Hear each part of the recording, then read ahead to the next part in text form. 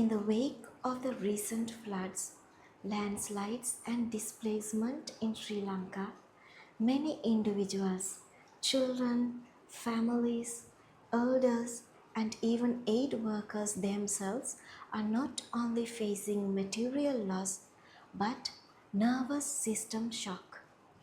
Trauma is not defined by the event alone, but by the body and brain respond when safety is overwhelmed.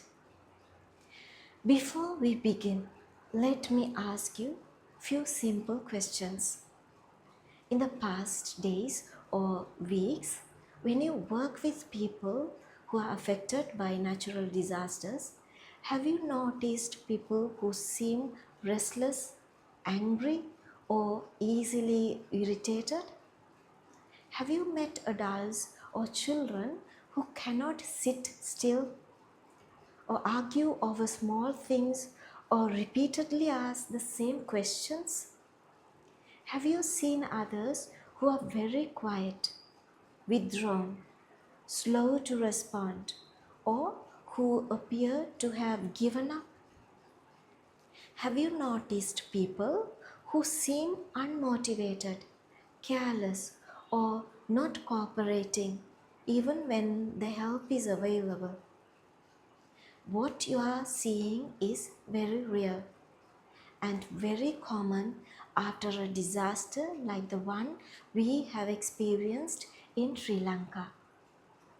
It is not their attitude, it is trauma. It is important for us to say this clearly. These people are not impolite, they are not lazy, they are not difficult by choice. They are people whose nervous systems are overwhelmed by trauma.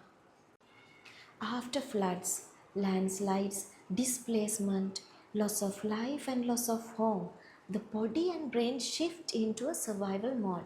Even when food, shelter, and aid arrive, the body may still believe that the danger is present. So, what looks like anger is often fear. Restlessness is often hyper alertness. Withdrawal is often shut down.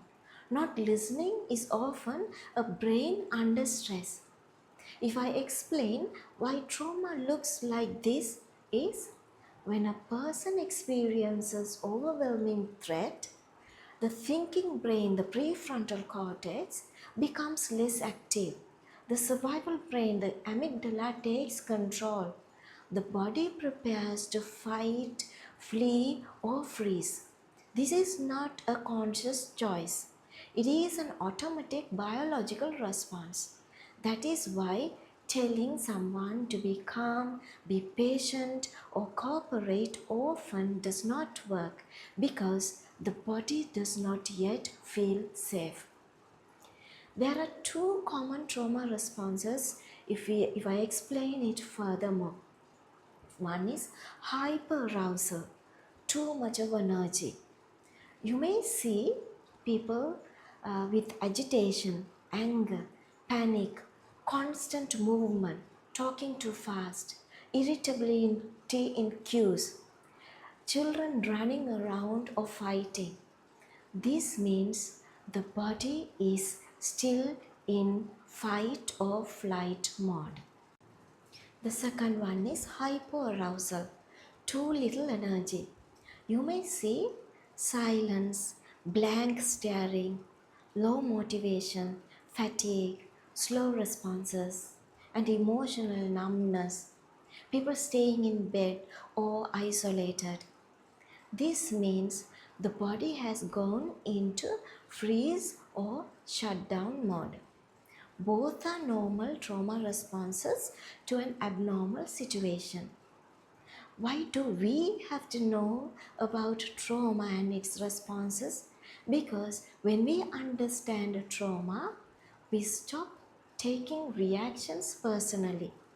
We respond with calm and compassion instead of control. We become a source of safety, not pressure. A calm voice, Clear instructions, patience, and respectful presence help the nervous system settle, often more than words. So, remember, every behavior is a communication. When people cannot say, I'm afraid or I am overwhelmed, their body shows it for them.